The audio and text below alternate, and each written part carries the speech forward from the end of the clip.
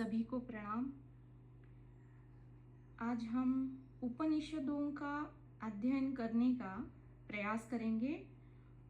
गुरु कृपा से जितना हम डिकोड कर पाए उपनिषदों के हर एक शब्द को, वो करने की कोशिश करेंगे। उपनिषद ये वेदों का अंतिम भाग बोला जाता है। ईशावास्य उपनिषद यह यजुर्वेद के शुक्ल शाखा का अंतिम हिस्सा है और यहाँ पे इस अंतिम भाग का जो वेद का ही एक खंड है, वेदों का ही एक अंग है, इसका पहला ही मंत्र ईशावास्यम से शुरू होता है, इसीलिए ये पहला उपनिषद है। इसे ईशावास्योपनिषद कहा गया है। तो सारे ही उपनिषद ये वेदों के अंतिम भाग है, अंतिम अंग है, वेदों का ही भाग है। तो जो गुरुजी ने हमारे कार्यक्रम में बताया है, वेद, शास्त्र, श्रुतियाँ, तो ये जो उपनिषद है इनको श्रुतियाँ कहा जाता है। और जैसे वेद वाक्य प्रमाण होते हैं वैसे ही श्रुतियों को प्रमाण माना जाता है। अब हम जब भी कोई मंगल कार्य आरंभ करते हैं तो सबसे पहले शांति पाठ को, मंत्र उसका उच्चारण करने की एक विधि है। तो शांति पाठ है ओम श्री गुरवे नमः। ओम पूर्णमदः पूर्णमिदं पूर्णात् पूर्णमुदच्यते पूर्णस्य पूर्णमादाय पूर्णमेवावशिष्यते। ओम शांति शांति शांति। अब हमें लगेगा कि ये शांति पाठ क्यों बोला जाता है। तो ये जो उपनिषद है ये असल में ब्रह्म ज्ञान है, ब्रह्म विद्या है। और इस ब्रह्म विद्या को जानने के लिए हम जीव बने हुए हैं। हमारे आजू बाजू में जो जगत है वहाँ पे बिल्कुल कोई निश्चितता नहीं है, कोई स्थिरता नहीं है, बस केवल शोर है, अशांति है। और इस अशांति में इस ब्रह्म विद्या को हम कैसे ग्रहण कर पाएंगे। तो ये जो सारी अनिश्चितता है, ये जो कोलाहल है, ये केवल शोरगुल ही नहीं है, ये अंदर का भी तो शोरगुल होता है।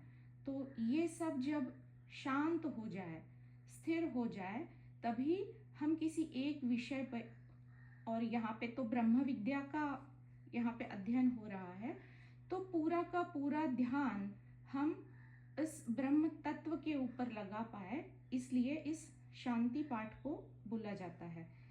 तो उपनिषदों का अध्ययन करने से पहले इस शांति पाठ को हम थोड़ा समझ लेते हैं।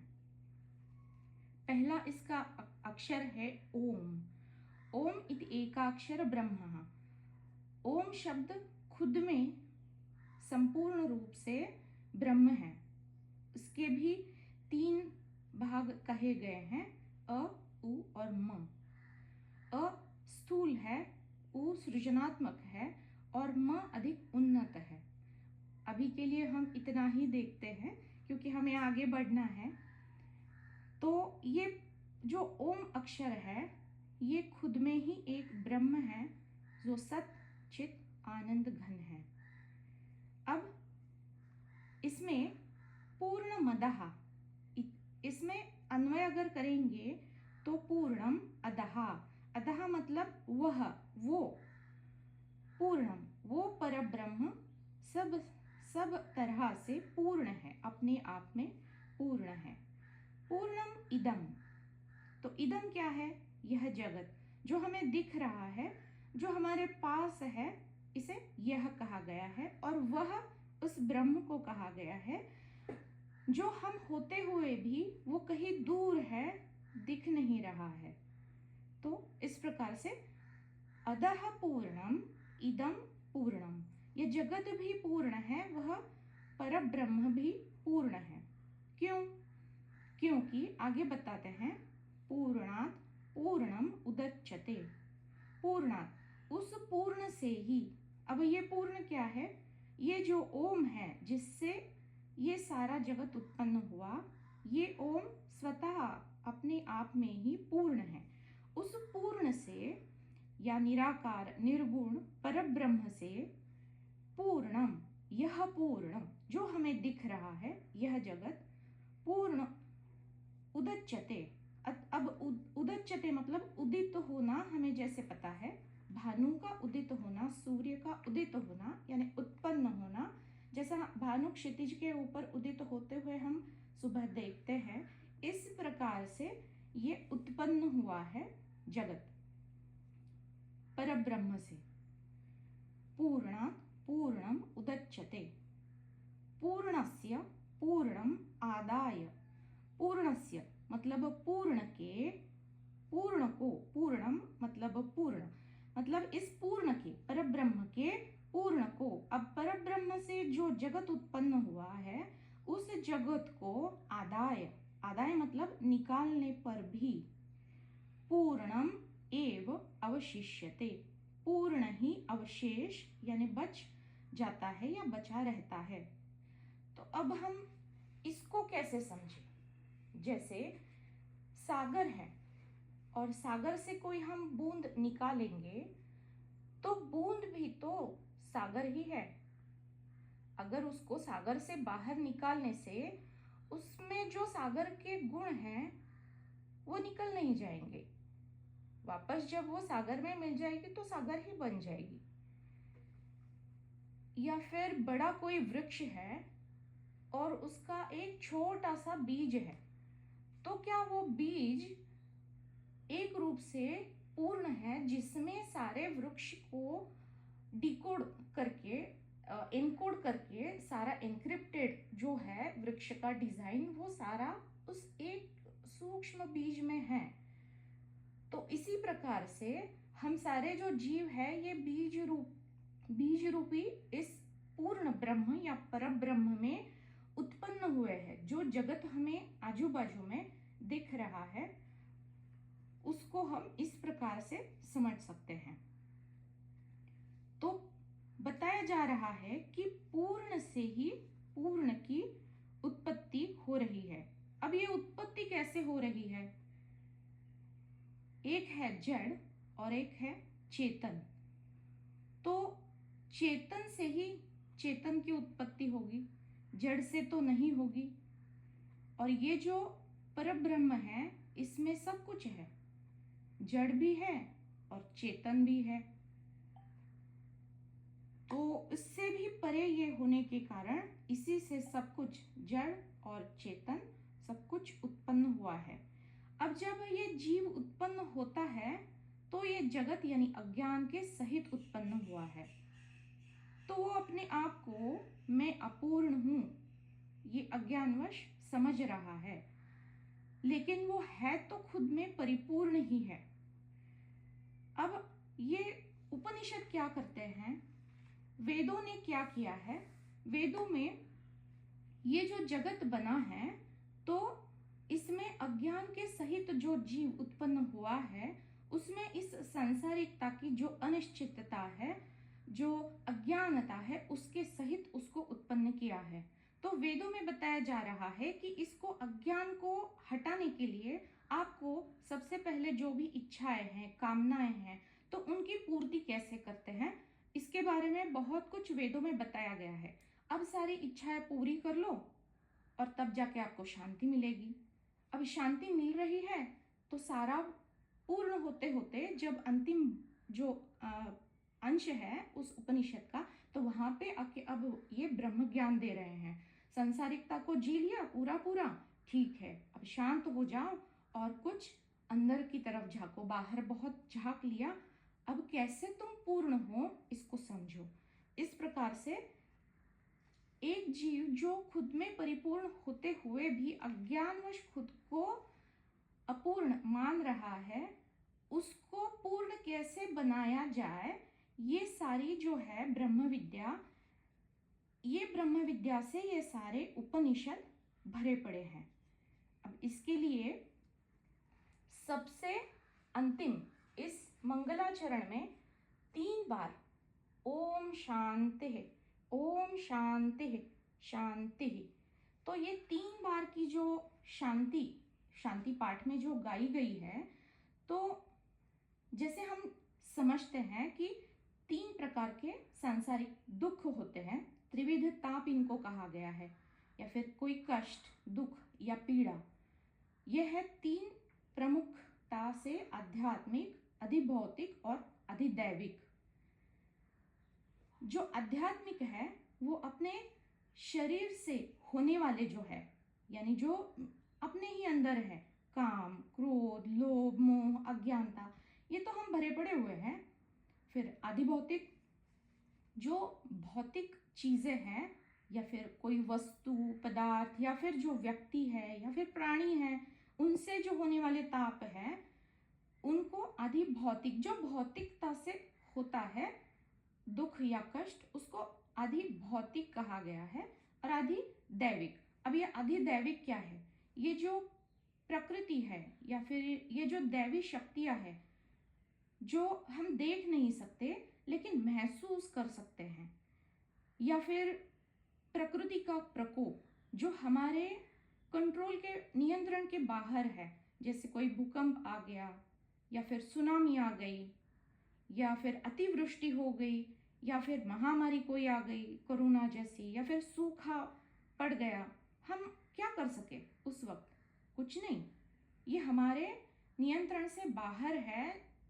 जो इतना खुद को एडवांस समझ रहा है मनुष्य, लेकिन फिर भी उसको वो नियंत्रित नहीं कर पा रहा। जो टाला नहीं जा सकता वो सारा अधिदैविक है। और जो ताप बाहरी कोई चीजें है, कोई घटना हुई, दुखद घटना हुई, या फिर कोई व्यक्ति बिछड़ गया, या फिर किसी कुत्ते ने काट लिया, या जो बाहर की कोई भी चीज, या फिर कुछ चुभ गया, या फिर कुछ चोरी हो गई, उसकी वजह से है मेरा तो सारा जो पैसा था या फिर जो सोना था वो तो चला गया और वो दुख से आहत हो गया। तो इस प्रकार से जो बाहरी चीज से होता है, जिसे हम कुछ अंश तक रोक सकते हैं, उसको उसका कोई उपाय कर सकते हैं और कुछ हद तक नहीं भी कर सकते। तो कुछ का निवारण है, कुछ का नहीं है। ऐसे है ये आदि भौतिक। लेकिन ये जो आध्यात्मिक है, ये तो शरीर से ही उत्पन्न हो रहे हैं। अब जैसे गुरुजी बताते हैं, ये शरीर तो मनो शरीर यंत्र है, यानी देह रूपी जो जड़ है वो भी है, इसमें मन भी है, सबसे ये शरीर बना हुआ है। तो अब ये जो कष्ट है, ये अंदरूनी कोई दुख है, कोई कष्ट है, तो ये हम सब इसके ऊपर नियंत्रण ला सकते हैं। ये जो विकार है, काम हो, क्रोध हो, लोभ, मोह, जब हम देखते हैं इन सब विकारों को, तो क्या हम इनको नियंत्रित नहीं कर पाएंगे? जरूर कर पाएंगे। अगर हम बहुत सारा जंक फूड खा रहे हैं, तो हमारी ही गलत आहार और विहार या फिर दिनचर्या से रात को जाग रहे हैं, तो शरीर को ही भुगतना पड़ेगा। एसिडिटी हो जाएगी या फिर कोई बीमारी पीछे लग जाएगी। तो इसको ठीक किया जा सकता है, जो एक संतुलित आहार, विहार, आचरण, या जैसे बताया जाता है आयुर्वेद की भाषा में, तो इस प्रकार से हम इसको नियंत्रण में ला सकते हैं। अब इसको नियंत्रण में कैसे लाएंगे? ज्ञान से या फिर ध्यान से, मन को शांत करने के लिए। तो ये सारी जो चीजें हैं, जो बाहरी चीजें हैं, वो पहले शांत हो जाए, तो धीरे धीरे अंदरूनी चीजें भी शांत हो जाएंगी। और जब एक स्थिरता आ जाएगी, तब जाके हम एकाग्र हो पाएंगे किसी एक टॉपिक के ऊपर। तो इसलिए ये शांति मंत्र है जी। यहाँ पे तो बहुत सारे लोग जुड़े हुए हैं, सबका यहाँ पे स्वागत है। और इसके ऊपर आपके भी कोई विचार है तो ज़रूर रखिए। ये तो सबको पता ही है, ओमकार। और भी आपके पास कुछ है तो ज़रूर आप रखिए, नहीं तो फिर आगे चलते हैं। अब जब हम उपनिषदों की तरफ आ रहे हैं तो ये त्रिविध जो है शांतियाँ, ये त्रिविध तापों से हमें छुटकारा दिलवाती है। ये तो शास्त्रों में कहा ही जाता है कि हम ये ज्ञान की प्राप्ति क्यों करते हैं। सबको सबको यहाँ पे दुखों से निवृत्ति चाहिए और सुखों की प्राप्ति चाहिए, लेकिन अज्ञानतावश हम ये जान ही नहीं पाते कि ये जो सुख है ये भौतिक सुख नहीं है। ये भौतिक सुख से परे जो पराभौतिक सुख है, उस सुख की खोज में हम जन्म जन्म भटक रहे थे और उस सुख की गाजर के पीछे भागते भागते हम ये भौतिकता की सुखों में और दुखों में अटक गए थे। तो इसको दिखाने की कोशिश ये सारे उपनिषद करते हैं। अब इसमें बहुत कुछ है। सबसे पहले ये तो है ईशावास्योपनिषद। ये बहुत छोटा सा उपनिषद है, केवल इसमें 18 मंत्र है, लेकिन छोटा सा ही होते हुए इसमें कर्म के बारे में, उपासना के बारे में, इन दोनों का जो मिलाप करके जो है उसके बारे में, और ज्ञान। जब हम ज्ञान मार्ग पे आते हैं तो एकदम यकायक नहीं आते। अब ये भले इस जन्म का हो, ये वाला जो रास्ता हमने तय किया है, या फिर ये अनेक जन्मों का हो, लेकिन ये रास्ता गुजरता इसी प्रकार से है। कर्म, उपासना और फिर ज्ञान। सबसे पहले कर्म के बंधन छुड़ाने पड़ते हैं। जो भी कर्म देह बुद्धि से हुए हैं उसको देह बुद्धि में सच मानते मानते उनको भोगना या भुगतना पड़ता है। फिर आती है उपासना, जो मन को ईश्वर की तरफ या फिर ये सांसारिकता से ऊपर ले जाने के लिए फायदेमंद रहती है। इसको भक्ति मार्ग भी कहते हैं या फिर ध्यान मार्ग। उपासना के अनेक हैं मार्ग, और ये सब ये जीव की यात्रा घटित होती है तब जाके वो ज्ञान मार्ग की तरफ आता है। तो हमें यहाँ पे सबने ये समझना चाहिए कि हम ये सब कुछ करके फिर यहाँ पे आए हैं, कर्म भी और उपासना भी। और अगर कुछ शेष बचा भी है तो कर्म की तरफ कैसे देखें, क्योंकि अभी तो जीवित है, कुछ ना कुछ क्रियाएं तो घटित होंगी, लेकिन वो कर्म में ना बदले, इसके लिए ये उपनिषद हमें क्या बताते हैं, इसको एक बार तो ज़रूर इसके ऊपर अध्ययन करना चाहिए। और फिर उपासना है। कभी कभी कभी ना कभी तो ये भावनाएं हावी हो ही जाती है, उद्विग्न या फिर कुछ ना कुछ वृत्तियां चलती रहती है। तो उपासना का जो है अंग, उसको भी समझना कोई बुरी बात तो है नहीं, क्योंकि अब तो हम समझ ही रहे हैं सर्वतोपरि तो ज्ञान मार्ग ही है। और ईशावास्योपनिषद इसी के ऊपर आके फिर अंतिम पड़ाव भी है और 18 मंत्र है। तो ये जो त्रिविध ताप है, ये त्रिविध तापों से मुक्ति कैसे होगी? धर्म के आचरण से होगी। अब धर्म क्या है, इसके लिए मैंने थोड़ा अध्ययन किया था धर्म की व्याख्या के लिए। तो मुझे एक मंत्र मिला है, धृति क्षमा दमोस्तेयम शोचम इंद्रिय निग्रह निग्रह धी विद्या सत सत सत्म सत्यमेक क्रोधो दशकम धर्म लक्षणम। यहाँ पे धर्म यानी स्वधर्म के 10 लक्षण बताए गए हैं। अब ये क्या है? धर्म यानी क्षमा, क्षमा करना किसी को भी, संयम करना, चोर या चोरी न करना, पवित्रता जो मन की पवित्रता होती है, इंद्रिय संयम, सद्बुद्धि, विद्या यानी अविद्या को दूर हटाना, सत्य बोलना और क्रोध ना करना।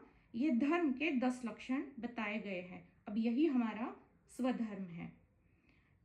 अब ये जो यहाँ पे ईशावास्योपनिषद हम अध्ययन कर रहे हैं, तो ये उपनिषद, ये जो शब्द है इसमें उप और निषद, ये दो शब्द आते हैं। तो उप का अर्थ है, उप यानी नजदीक, समीप। किसके समीप? अब आता है निषद शब्द। निषद में नी अधिक सद, ये संस्कृत का अन्वय है, नी अधिक सद, इसका निषद हो जाता है। सत्य जो है, सत्य, सत्य जो है, जो निर्गुण है, निराकार है, जो परब्रह्म है, नाम अनेक है लेकिन तत्व वही है, वो तत्व के पास बैठेंगे। अब तत्व के पास बैठना यानी क्या? जो गुरु सत्य यानी या निर्गुण में विचरण कर रहे हैं, जिन्होंने इसको जान लिया है, जिनकी अनुभूति में ये सारा है, उनके पास बैठकर ये गुरुवाणी से इसको सुना जाए। तो ये उपनिषद हमें ये ब्रह्म विज्ञा दे रहे हैं। अब ये उपनिषद जो है, ये अलग अलग कालों में, अलग अलग युगों में, अलग अलग ऋषियों ने उनके ध्यान में उनको जो अप्रोक्ष अनुभूतियां हुई हैं, उनको शब्दबद्ध किया है।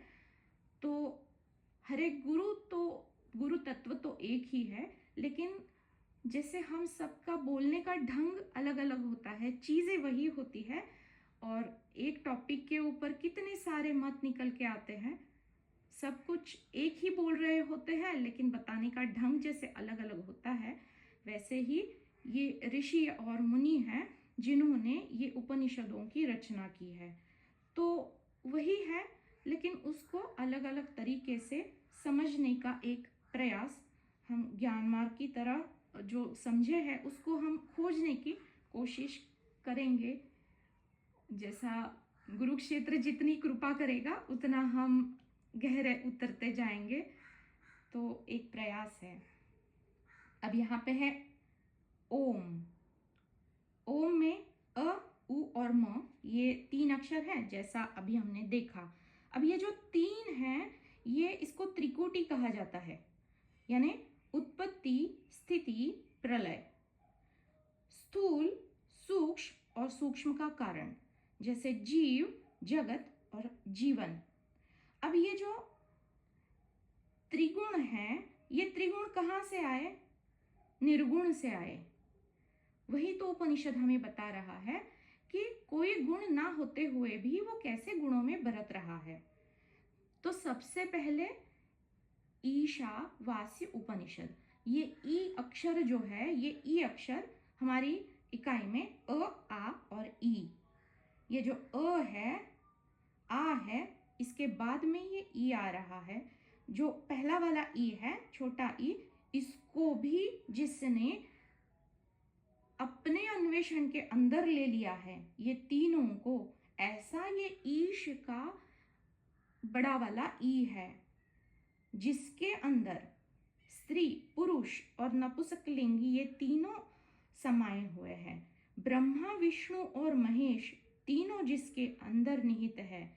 सत्व, रज और तीनों ही गुण जिसने अपने नियंत्रण में लिए हैं, और ये सब होते हुए भी वो निर्गुण है। ऐसा ये ईश का ई है, जो श मतलब शं मतलब कल्याणकारी। अब ये कल्याण क्या है? न जो है ईशन का, न जो आधा है, जिसका हम पाव संस्कृत में इसको आधा न बोलते हैं। न यानी उसके नीचे एक ऐसी मात्रा निकालते हैं, उसको हिंदी में मुझे पता नहीं है क्या बोलते हैं, और उसको जब अ ये अक्षर आके जुड़ जाता है, तो वो अन्वय से पूरा वाला संपूर्ण न बन जाता है। तो ये जो अ है, पहला जो अक्षर है, ये सारे ही अक्षरों को पूर्णत्व प्रदान करता है। जैसे क अधिक अ, इनसे क बनेगा, ख अधिक अ से ख बनेगा। इसीलिए 11वें या किसी अध्याय में भगवान बता रहे हैं कि मैं सारे अक्षरों में रहता हूं, लेकिन अधिक मात्रा से मैं आकार में उपस्थित हूं। तो इस प्रकार से ये जो आधा न है निर्गुण का, वो आधा ही हमें जानकारी है इसकी। लेकिन ये जो ईशन तत्व है ये हमें इस निर्गुण की तरफ लेके जा रहा है। कैसे? शंग, कल्याणकारी मार्ग से हमें वो इस निर्गुण की तरफ लेके जा रहा है। वो अकल्याणकारी मार्ग है नहीं, इसलिए वो ईशन है। अब इसको मंत्र को देखते हैं।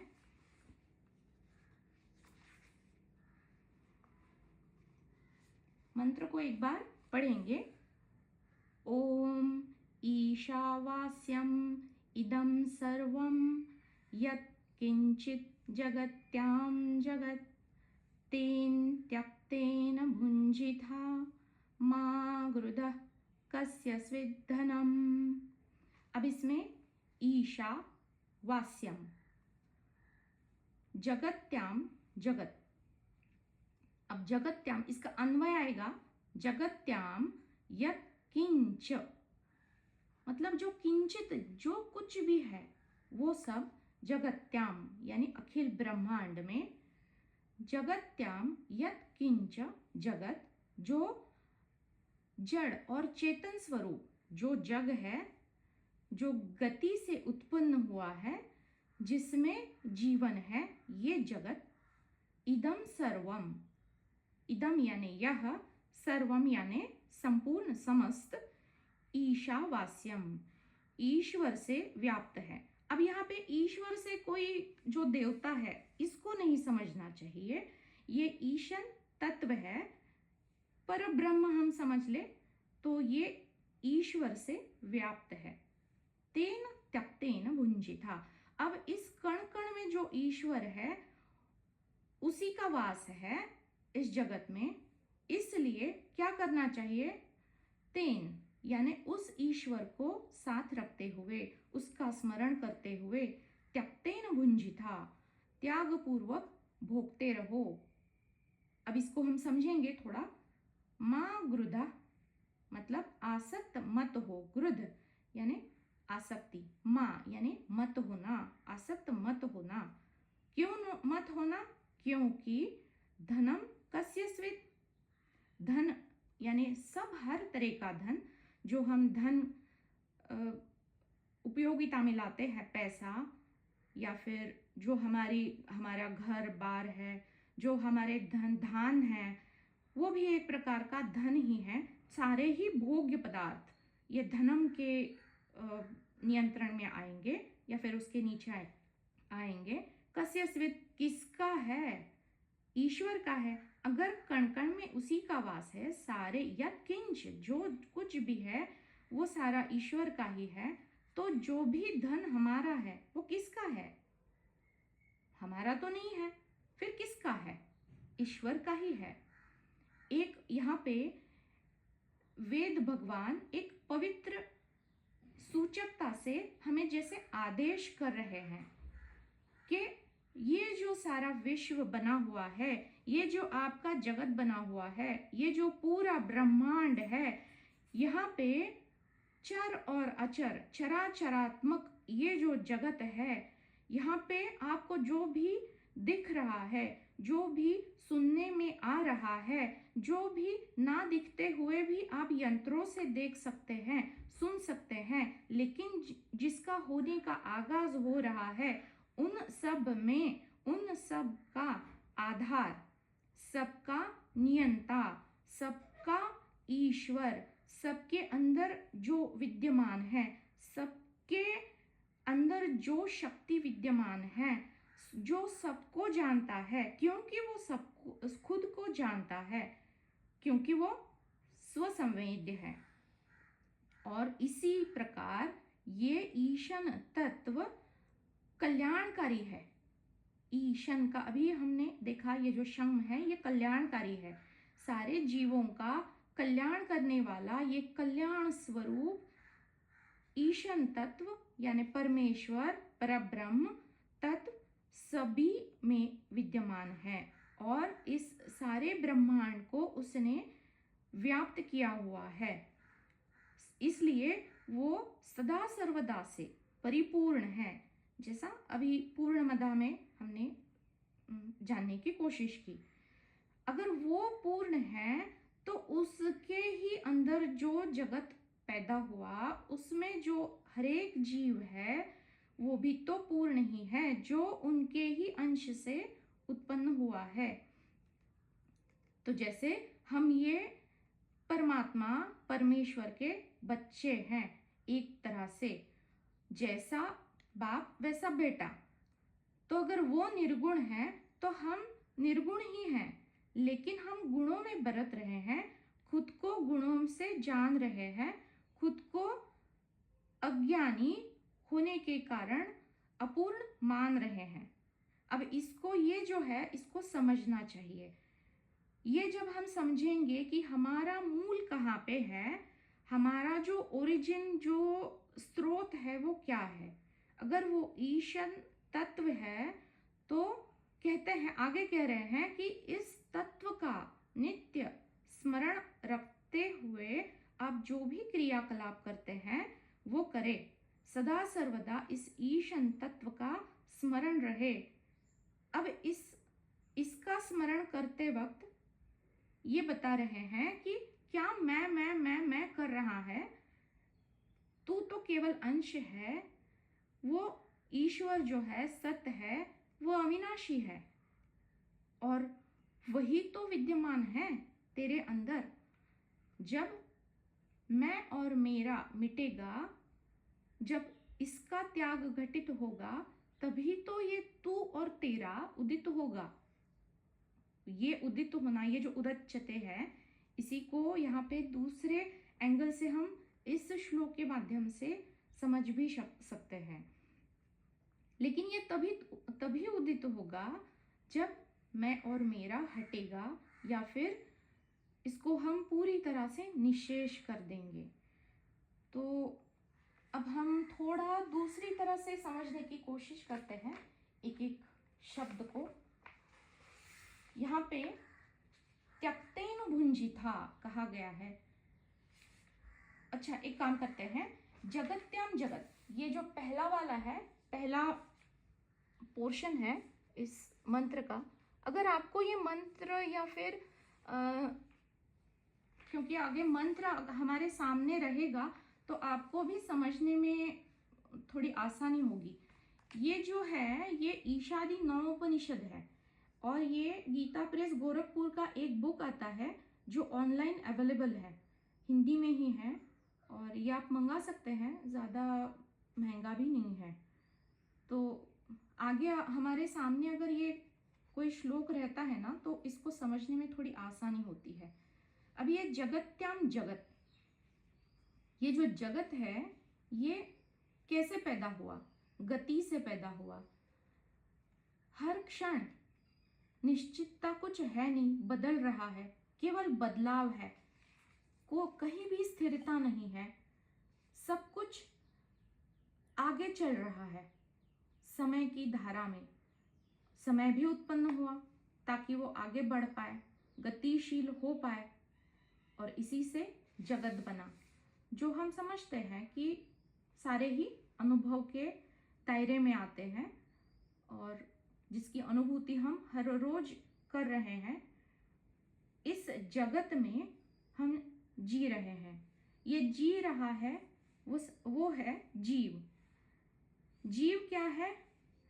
जो अज्ञान के सहित ढका हुआ है, लेकिन है तो ईश्वर का अंश, जो सदा है, नित्य है, निर्गुण है, जिसमें कोई गुण नहीं, जो सत्य है, सदा से है और जो अपरिवर्तनशील है, जिसमें स्थिरता है, वो मैं हूं।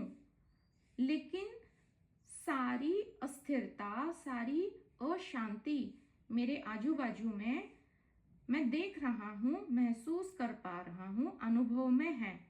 अब हम ये भी जानते हैं कि अनुभव तो सत्य है नहीं, बस है, अनुभूति हो रही है।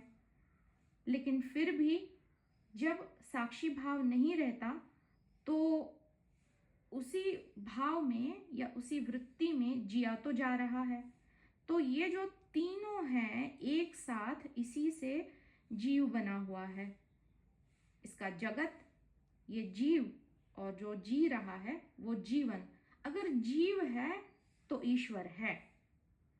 जब जान गए कि ये ईश्वर मेरे ही अंदर कैसे पूर्ण रूप से विद्यमान है और जो दिख रहा है, इस अज्ञान की तो सत्ता है ही नहीं। ना ये जगत कभी उत्पन्न हुआ है, ना ये कुछ जीवन है भी। जब हम इसको पूरा पूरा आचरण में ला सकेंगे, तब ये जो द्वैत है ये बचेगा ही नहीं। तो तब तो मैं भी नहीं है। और जब तक थोड़ा सा भी अज्ञान है, अब इसको ऐसे समझेंगे कि ये जो मैं है, इसको पूरा पूरा पहले समझ के ये मैं भी अगर विलीन होना, ये तो हम समझ ही पा रहे हैं, लेकिन ये करने के लिए 3 दोष होते हैं। एक है मल, एक है विक्षेप और तीसरा है आवरण। तो ये जो मल है, ये मल कैसे हटता है? ये कर्म मार्ग से हटता है। इसलिए ईशावास्योपनिषद में इसका भी श्लोकों का इसका चयन किया गया है। और कर्म के बाद ये जो विक्षेप है, यानी ये वेदों और उपनिषदों में एक बढ़िया वाला है कि एक ही उदाहरण देते हैं। वो अंधेरा है, रस्सी पड़ी हुई है, अब रस्सी के ऊपर मुझे सर्प भास रहा है कुछ अलग, दिख कुछ अलग रहा है, इसको विक्षेप कहते हैं।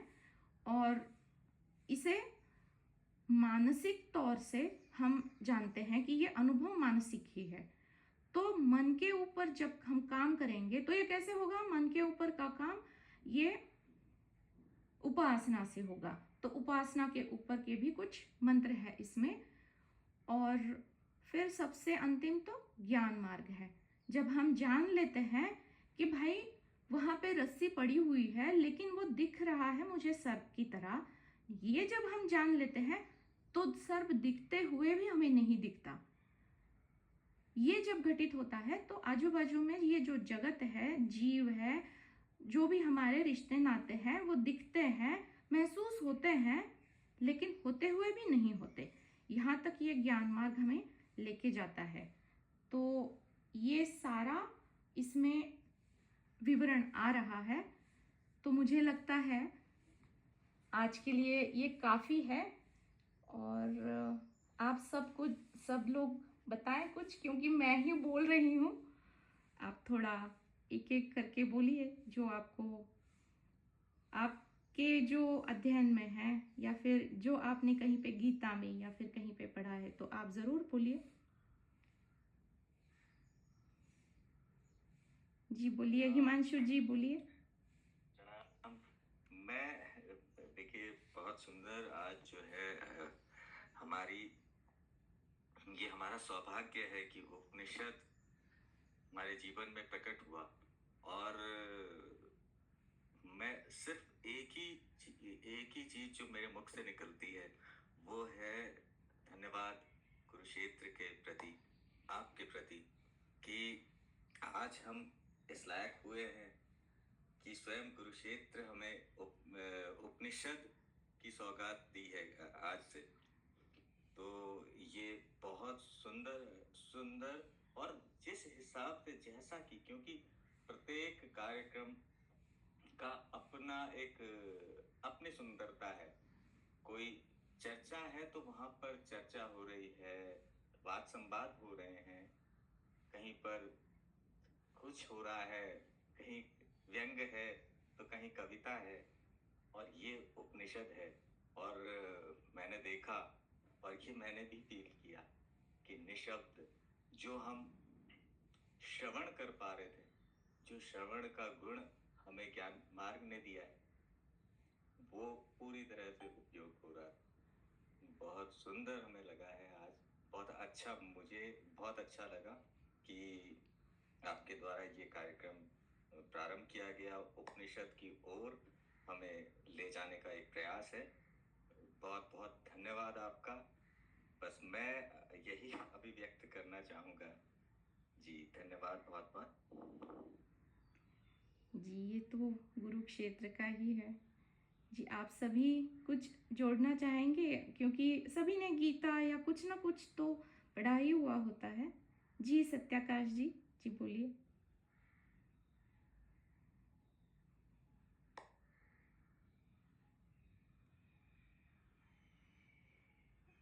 ठीक है राजीव जी आप। एक एक चीज, एक मेरा सुझाव था, और देखिए चमत्कार कहीं बाहर नहीं होते, यहीं पर होते हैं। जब आप अभी जो श्लोक पढ़ रहे थे, तो मेरे मन में यही विचार आया कि क्या हमारे पास भी अगर ये सामने, अगर आपने जैसे कार्यक्रम से पूर्व उससे रिलेटेड कोई स्क्रीनशॉट वगैरह दे रखा होता, तो बहुत समझने में थोड़ा आसानी रहती है कि सामने पे हम भी उसको साथ साथ पढ़ भी पाए। तो यदि, जी जी और उसी समय जैसा मैं ऐसा सोच ही रहा था कि मैं आपसे बोलूंगा, भले ही बोलना व्यर्थ हो गया क्योंकि आपने साथ में ही कह दिया कि गुरु वो वो किताब है और इस तरह से। लेकिन अगर आपके पास किताब है तो कृपया जो जो चैप्टर हमारा चलने वाला है ना, या जिस पर आप बोलने वाले हैं, उसका आप स्क्रीनशॉट अगर डाल देंगे एक दो, तो हमारे लिए पर्याप्त होगा। तो वो भी उचित रहेगा कि हम उसे देखें, जैसे जैसे आप उसका व्याख्या कर रहे हैं, तो हम साथ में उसे देखें।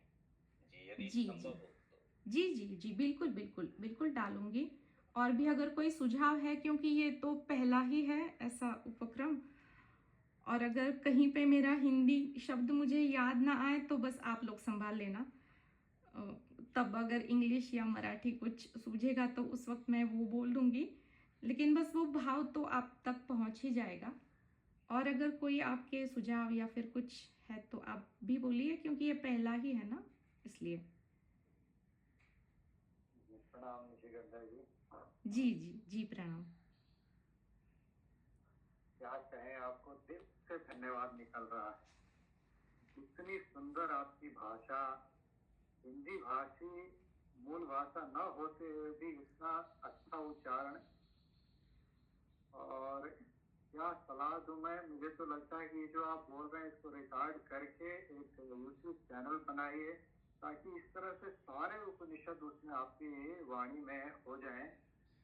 क्योंकि इस तरह का एकदम शुद्ध टू द पॉइंट मिलता नहीं है, जैसा आप पढ़ रहे थे ऐसा।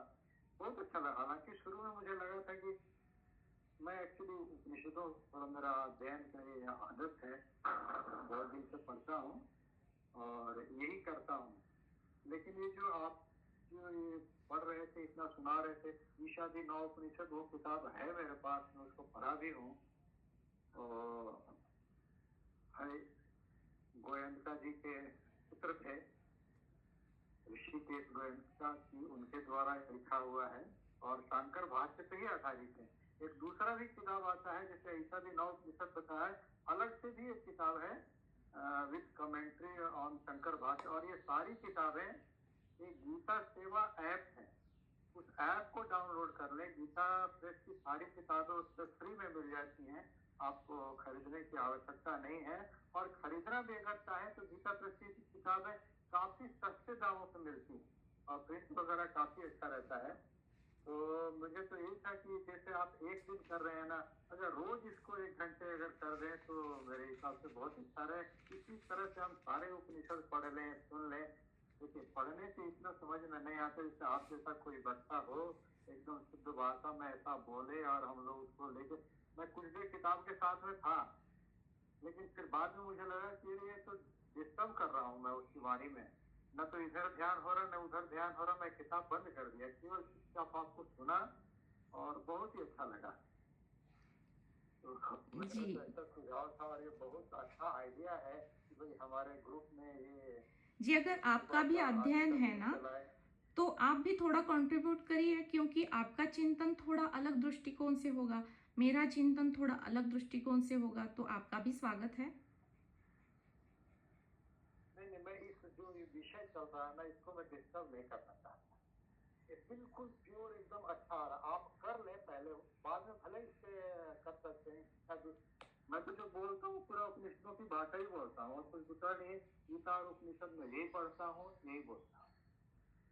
तो बाकी मीटिंग में ये सब बातें आती हैं और आएंगी, लेकिन ये इसको शुद्ध ही रहने देते हैं। आप बहुत अच्छा कह रहे हैं, बहुत अच्छा सुना रहे हैं। हाँ, आपका खत्म हो जाए उसके बाद भले ही थोड़ा चर्चा कर लें, लेकिन मुझे तो लगता है कि सुने और उस पर मनन करें कि आज क्या बताया गया, क्या सुनाया। और श्लोक भी आपने बहुत एकदम शुद्धता से पढ़ा है, बिल्कुल उसमें गलती नहीं था। हाँ जी, 12वीं कक्षा तक मेरा संस्कृत था ना, इसीलिए तो मैंने ये धाड़स किया है कि थोड़ा संस्कृत है और उसके ऊपर कुछ अध्ययन कर सकते हैं थोड़ा। तो जी जी जी जी, देखिए एक बार मतलब बीच में विशेषता मुझे है खुद कि को ही और रोक के मैंने एक बार देखा कि आप सबको मतलब कैसे ये विचार कैसे लग रहे हैं, और इसलिए मैं थोड़ा रुक गई थी। मुझे बहुत बहुत अच्छा लगा जी। अगर इसको रोज कर सके तो और भी अच्छा होगा। जी, इसके ताकि ऊपर जैसे मेरा बना मनन रहेगा और पूरा हो जाएगा। मनन भी होना चाहिए। अब एक काम करते हैं, ये महीने में तो एक ही बार करते हैं, थोड़ा मुझे भी थोड़ा पूरा पूरा इतनी देर तक हिंदी बोलने का थोड़ा आदत भी हो जाएगी, और अगर हो सके तो फिर 2 बार करते हैं हफ्ते में, क्योंकि मेरा खुद का मनन भी तो उतना होना चाहिए ना, तब जाके सबको समझ में आए, इसको सहजता से और सरलता से फिर वो बता पाऊंगी। तो आज ठीक बस है। 1-2 विचार और रह गए हैं, लेकिन मैंने रोक लिया ताकि वो ऐसे रिक्श और ये भी ना हो जाए, इसलिए मैं थोड़ा रुक गई थी। तो आज का ये जो पहला वाला श्लोक है ना, इसमें हम हमारे लिए टेक होम मैसेज क्या है। जैसे होमवर्क होता था ना जब हम स्कूल में पढ़ते थे, तो जो पढ़ाया गया है उसके ऊपर 2 या 3 सम्स दिए जाते थे कि ये भाई अब जाके घर में इसको सॉल्व करो, ताकि आपका वो पूरा पूरा मनन बढ़िया से हो जाए। वो जो प्रक्रिया है उसको सॉल्व करने की, वो फिर से आप जब दोहराएंगे तब जाके वो पक्का होगा। भले ही वो गुणा का हो या भागा का हो, जो भी है, जो सिखाया जाता था उसको होमवर्क दिया जाता था। तो आज के लिए हम ये विचार करेंगे कि ये जो ईशन तत्व है, इसको यहाँ पे श्लोक में बताया जा रहा है यत किंच। यत किंच मतलब क्या? किंचित जो है, जो एक कण है, जैसे हम जानते हैं या फिर कहीं पे सुना है कण कण में ईश्वर। अब इसको इस प्रकार से भी जानना है कि ये तो जगत हुआ ही नहीं है, ये तो बस इस ब्रह्म तत्व का एक प्रतिबिंब है, छाया मात्र है। जो माया है वो असल में है ही नहीं, लेकिन अब माया में जी रहे हैं ना, है तो वो ब्रह्म ही है। हालांकि इसका प्रतिबिंब है, उल्टा है नहीं, लेकिन फिर भी जी रहे हैं। सब कुछ जो भी उत्पन्न हुआ है पूर्ण है, ब्रह्म का ही अंश है, ब्रह्म ही है। हालांकि वो है नहीं, लेकिन जो हम महसूस कर रहे हैं, जो अब जैसे कण कण में ईश्वर या फिर रोम रोम में राम, ये तो एक पुरानी मूवी का एक सॉन्ग भी है, बहुत बढ़िया है। या फिर हर कंकर में शंकर, जो जिसको मानते हैं उसके हिसाब से बताते हैं। तो एक छोटा सा भी, एक कोई पत्थर हो, छोटा सा पत्थर हो, या फिर जो भी चीज हम डेली जो यूज करते हैं, उसमें ये ईशन तत्व वास करता है। वास मतलब वो जो वसन धातु है, रहना, उसमें वो विद्यमान है। तो अब हम टेक होम हमारे लिए क्या है? हम क्या करते हैं, जैसे हम देखते हैं अगर एक पति पत्नी है, तो पति अगर घर में हारा थका लौट आया तो क्या करेगा, गुस्से में है तो उसकी बैग नीचे झपट के नीचे रखेगा। नहीं, गलत है। उस बैग में भी ईश्वर का तत्व वास है, उसको सहजता से रखो। अब वो अगर यहाँ पे अशांत है, तो वो औरत भी अंदर दिन भर काम करके वो अशांत है, वो फिर किचन में बर्तन की आवाज करेंगी, ठाक ठाक। मतलब ये इसको क्या करना हुआ? एक प्रकार से ये क्रोध है, और इस क्रोध को आप कैसे व्यक्त कर रहे हैं? किसी बर्तन के ऊपर या चम्मच या फिर जो भी है उसके ऊपर कर रहे हैं? नहीं, बिल्कुल नहीं करना। क्यों नहीं करना? वो जड़ है, लेकिन फिर भी उसको निर्जीव कहा गया है। जीवपना उसमें भी है, ईशन तत्व उसमें भी है। उसको प्रेम से धीरे रखो। वो कोई भी चीज हो, जो एक पेन है, उसको भी, इसका एक एग्जाम्पल मैंने मराठी के इसमें भी दिया था। एक पेन हम 1-2 साल जब यूज़ करते हैं ना, तो उस पेन का और हमारी उंगलियों का एक कनेक्शन बन जाता है। अगर हमारी लिखाई जैसे है, अगर वो हमारा पेन हमने किसी और को दिया, तो वो पहला जो अक्षर निकालेगा वो हमारी लिखाई जैसा ही उसका अक्षर निकलेगा। वो कैसे होता है ये? क्योंकि ये पेन में वो गुण आ चुके होते हैं, एक बॉन्ड बन जाता है उस पेन के और हमारी उंगलियों के बीच। तो इस प्रकार से हर चीज में ये ईशन तत्व विद्यमान है। जब हम इसे याद रखना या फिर स्मरण में रखना सीख जाएंगे, हालांकि ये जगत कभी हुआ नहीं है, ये समझ के फिर जो भी दिख रहा है वो उसी का एक प्रतिबिंब है, छाया मात्र है, लेकिन है ना ब्रह्म तत्व ही है। तो जब हम उसका यूज कर रहे हैं, उसका इस्तेमाल कर रहे हैं, तो एक बॉन्ड बन जाती है। अब ये बॉन्ड कैसे टूटेगा? हमें तो सारे बंधन छुड़वाने हैं। ये बॉन्ड कैसे टूटेगा? ये बंधन कैसे विलीन होगा? केवल प्रेम भाव। किसी भी चीज के ऊपर जब हम क्रोध ना करें, प्रेम से रखना है जो भी रखना है। जैसे आप पुरुष लोगों में तो ये होता नहीं है, लेकिन लेडीज लोगों में होता है। जब हम बाल सहलाते हैं और कंघी में एक अगर बाल भी रह जाए ना, तो उसमें गंदगी रह जाती है, तो उसको पूरी तरह से उसको साफ करके कितना टाइम, 2 सेकेंड लगते हैं उसको साफ करने में। लेकिन ये केवल स्मरण रखना है कि ये मुझे बहुत अच्छी तरह से दिखाई देने के, जैसे मैं प्रेजेंटेबल दिखने में मदद कर रहा है, और इसी से मैं रोज बाल सहलाती हूँ, तो नहीं, उसको साफ रखना है। जितना हमारे दायरे में है, बहुत छोटा सा है, हमारा जगत जो है बहुत छोटा है, और इसमें जो भी हम इस्तेमाल करते हैं उन सारे ही चीज़ों को जब हम एक प्रेम भाव से वो अंदर देखेंगे या फिर वो एक केवल भाव रखेंगे ना, तो ये एक टेक होम है। और बस एक चिंतन मेरा बाकी रह गया था, मैंने बोला कि इसको बाद में हम देखते हैं, लेकिन क्या करें, टाइम तो वैसे ठीक है, अगर चलेगा आप लोगों को तो 5 मिनट लगेंगे। इसको त्यक्तेन भुंजी था, ये इसको मैंने अंडरलाइन किया था इसलिए मुझे याद आ गया। तो इस श्लोक में भगवान भाष्यकार कह रहे हैं कि त्याग पूर्वक भोगना। अब ये त्याग पूर्वक भोगना अलग है और भोग पूर्वक त्याग अलग है। भोग पूर्वक त्याग जो इसका उल्टा है उसको पहले समझ लेते हैं। जब हम किसी को कुछ चीज दान करते हैं तो उसमें एक मैंपना होता है। जैसे हम किसी मंदिर में जाते हैं तो वहाँ पे देखते हैं कि भाई ये जो है ना, ये सारा जो टाइल्स का काम इन्होंने किया है, उनका नाम वहाँ पे लिखा हुआ होता है। तो अगर आप कुछ दान कर रहे हैं तो किस अपेक्षा से आप कर रहे हैं? कि लोग आपको रिकॉग्नाइज करें कि भाई इन्होंने इतना दान पुण्य किया है, या सच में आपको करना था? तो ये भोग पूर्वक त्याग हो गया कि कोई ना कोई इच्छा, कोई ना कोई अपेक्षा है। या फिर अच्छा भी करेंगे तो किस भाव से करेंगे? अच्छा कर रहे हैं ना, तो अच्छा ही लौट के आएगा।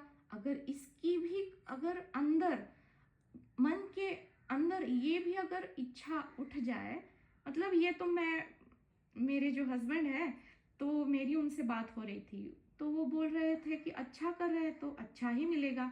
हाँ, मैंने कहा बस यहीं पे फंस जाते हैं, नेकी कर और दरिया में डाल, यही तो सब सब शास्त्र सिखाते हैं। लेकिन हमें तो वो अच्छा जो किया है ना, उसका जो फल है वो अपने आप कभी ना कभी तो आएगा। ये अगर भाव भी बना रहता है ना मन के भीतर, कहीं ना कहीं सूक्ष्म स्तर पे, तो ये भोग पूर्वक त्याग ही हुआ। क्योंकि हम जब कुछ अच्छा करते हैं तो किसी के लिए कुछ ना कुछ किया हुआ होता है, एक प्रकार का वो त्याग है। भले ही वो पैसे का हो या फिर श्रम का हो या फिर जैसे अब ज्ञान का, कुछ भी हो, लेकिन उससे कुछ मुझे लाभ होगा, ये, या फिर अच्छा ही तो होगा, या फिर वापस जब आएगा तो अच्छा ही आएगा, पुण्य बन के ही आएगा। ये हो गया भोग पूर्वक त्यागी। इसको मैं बहुत सूक्ष्म स्तर पे इसको बता रही हूँ कि जो हमारे इसको हम कंसिडरेशन में भी नहीं रखते, कि वो हमारे स्मरण में भी नहीं आता कि भाई ये कैसे कैसा बंधन है जो हम ही हमारे ही ना समझते हुए ये अपने आप बन रहा है माया से। तो हमें कितना सजग रहना चाहिए। तो ज्ञान हमें कितनी सूक्ष्मता की तरफ लेके जाता है, और ये सारे शास्त्र हमें मदद कर रहे हैं। तो जब तक ये मैंपना बना हुआ है तब तक ये भोग पूर्वक त्याग बना रहेगा। और अब ये कैसे त्यागा जाए, क्योंकि ये तो हम जन्मों जन्मों से कर रहे हैं। जैसे कोई एक लीच होती है, कल भी मैंने यही उदाहरण दिया था, वो दूषित जो रक्त होता है उसको चूसती रहती है। जब हम कोई जंगल में जाते हैं तो हमें वो चिपक जाती है पैर पे, पता भी नहीं चलता, ऐसे लगता है कोई चींटी काट ली या कुछ तो काट लिया। फिर जब बाद में देखते हैं वो तो चिपक गई होती है। कैसे किसी काठी से कुछ भी करो वो हटती नहीं। जब तक वो पूरा पूरा उसका पेट नहीं भर जाता, वो फूल नहीं जाती पूरी तरह से, तब तक वो निकलती नहीं है। अगर उससे पहले निकलेंगे तो वो स्किन के साथ वो बड़ा वाला ये घाव करके निकलेगी। तो इस प्रकार से हम इस माया को चिपके हुए हैं, और हमारा पेट तो भर ही नहीं रहा है। वो जो जोक है, जोक ही कहते हैं उस लीच को हिंदी में, तो वो तो पेट भरने के ऊपर वो छोड़ के अपने आप गिर जाती है। वो हमारा तो नाम ही नहीं है, कि हमारा तो कभी तृप्ति ही नहीं होती, हमारा तो कभी समाधान ही नहीं हुआ। इसलिए इतने जन्म एक के बाद दूसरा, ये इतने सूक्ष्म स्तर पे ये मैंपना कहीं पे तो कहीं पे बच जाता है ना। इसके कारण इतना सारा हमें यात्रा करनी पड़ी है अब तक। लेकिन इसको हम जब उल्टा देखेंगे माया को, तो ये त्याग पूर्वक भोगना, ये वाला ये श्लोक में भगवान भाष्यकार सिखा रहे हैं। अब इसको कैसे भोगना है? त्याग पूर्वक भोगना है। अब त्याग किसे करेंगे? सब कुछ तो ईश्वर का है, कण कण में, रोम रोम में ईश्वर है, हर कंकर में शंकर है। अगर शंकर है, रोम रोम में अगर राम है, तो मैं हूं कहाँ? मेरा तो यहाँ वजूद है ही नहीं। लेकिन फिर भी वो ईश्वर की इतनी कृपा है, करुणा है, इसके वश मुझे सब कुछ तो मिला है। मेरा घर बार संसार जो कुछ है वो है तो उसी का, उसी ने सारा उदित हुआ है, उसी से उदित हुआ है उसी का। वही उसका रक्षण करता है, वही उसको प्रलय भी करेगा। मैं तो केवल निमित्त मात्र हूँ। हाँ, हालांकि अब अगर जीवन मिला है देह को बनाए रखने के लिए, देह माध्य खलु धर्म साधनम, देह को बनाए रखना ये आद्य कर्तव्य है। जो साधन उसी ने दिया है उसको बनाया भी रखना है, गुरु जी भी यही कहते हैं। तो इसलिए इस देह को रखने के लिए जो भी आवश्यक है वो सारा करना है। लेकिन वो असल में है किसका? ये ईशन तत्व का है। यहाँ पे मेरा कुछ नहीं है। जब ये मैं और मेरा ये खत्म हो जाएगा, ये विलीन हो जाएगा, तब जाके तू और तेरा ये ईशन तत्व हमारे अंदर विद्यमान होगा, और ये धीरे धीरे घटेगा। और ये एकदम अचानक एक ही पहले ही समझने के बाद जो पहला ही है उसी के क्षण से वो हम उसको आचरण में ला सकेंगे, ये कह नहीं सकते। इसीलिए श्रवण मनन और निधिध्यासन ये बताया गया है। क्योंकि ये जन्मों जन्मों के संसार है ना, ये मैं पना भी तो कितने जन्म हम लेके यहाँ पे आ चुके हैं। तो धीरे धीरे ही हटेगा। लेकिन द्वैत से अद्वैत तक जाने का ये बहुत सरल तरीका है। तो आज के लिए ये एक टेक होम हमारे लिए है, 2 शब्द है, त्याग पूर्वक भोगना या भोग पूर्वक त्याग। तो मुझे लगता है आज के लिए बहुत हो गया। तो इसी के साथ हम आज की सत्संग यहाँ पे समाप्त करते हैं। अगर आपको कुछ और यहाँ पे आपको बताना है तो आप ज़रूर बताएं।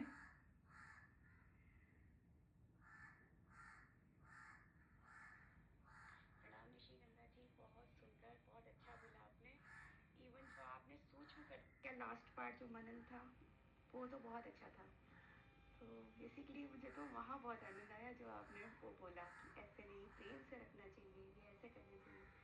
तो बहुत अच्छा, और हम हमेशा सुनना चाहेंगे आपको, इतनी मीठी आवाज़ है, सम्मोहन सा हो जाता है कि बस सुनते रहो, और इतना प्यारा बोलते हो आप।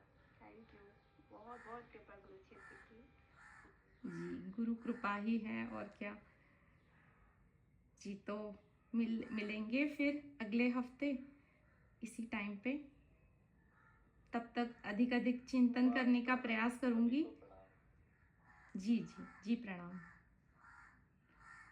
और जितना गुरुदेव हमें, जितना अंदर तक, तह तक वो शब्दों के पीछे जाकर झांकने की जितनी बुद्धि और क्षमता देंगे, उतना हम प्रयत्न करेंगे। और पहले ही मैं वो आगे वाला श्लोक एक दो जो होंगे वो डाल दूंगी, ताकि हम सब उसके ऊपर मनन कर पाए। आप भी अपने दृष्टिकोण ज़रूर रखिएगा। आप सबका धन्यवाद आज के सत्संग में जुड़ने के लिए। बहुत बहुत आभार। गुरुक्षेत्र को भी आभार। धन्यवाद नहीं करना चाहिए, और होमवर्क मत दीजिए हमें, हम होमवर्क नहीं करते। नहीं, रिकॉर्डिंग डाल दीजिएगा प्लीज। जी जी